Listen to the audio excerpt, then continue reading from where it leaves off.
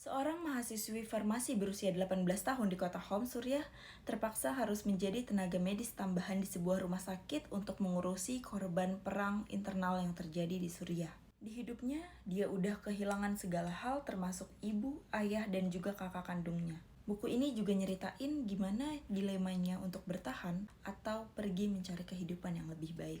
Salama Kasab dari novel As Long as the Lemon Trees Grow karya Zulfa Kato bakal ngajak kita untuk ngeliat gimana kacaunya kehidupan orang-orang setelah revolusi Suriah pecah.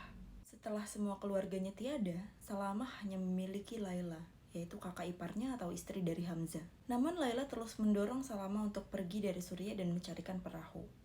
Akan tetapi Salama masih terus mempertimbangkannya akibat tenaga medis di kota Homs terus berkurang dan makin banyak pasien yang berdatangan, terutama anak-anak yang terkena pecahan bom. Jadi di sini sisi moralitas dia diuji. Kerjaannya di rumah sakit tentu gak mudah, sampai akhirnya dia memiliki trauma yang mendalam dan membentuk entitas baru bernama Kauf.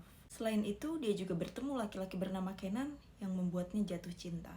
Gue, narasi yang digambarin Katok di buku ini sangat amat emosional. Kayak setiap scene, setiap perpindahan adegan, gue selalu merasa mau nangis, deg-degan, tapi sembari penuh harap.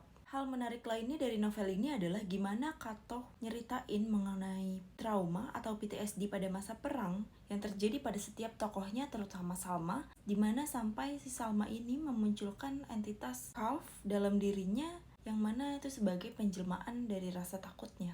Novel ini benar-benar nyeritain mengenai kemanusiaan, pilihan-pilihan manusia yang gak sempurna, dan juga gimana caranya manusia bertahan di situasi neraka akibat perang. Tahu gak sih yang lebih gila dari novel ini adalah novel ini kan nyeritain pada masa awal-awal perang konflik Suriah tersebut pecah gitu ya. Tapi sampai sekarang, per Mei 2025 ini, konflik Suriah kembali memanas. Setelah Assad jatuh pada akhir 2024 kemarin yang rame beritanya kita lihat, ternyata malah ada konflik baru antara pemerintah transisi dan juga loyalis Assad.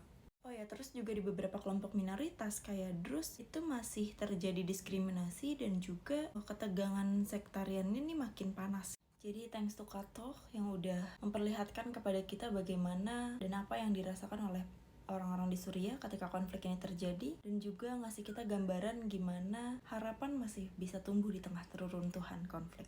Mungkin di sini kita nggak bisa berbuat banyak, tapi kita masih bisa terus memantau, mendoakan, dan juga menyuarakan apa yang mereka alami. Semoga konfliknya cepat selesai dan kehidupan orang-orang di Suriah semakin baik dan kembali normal.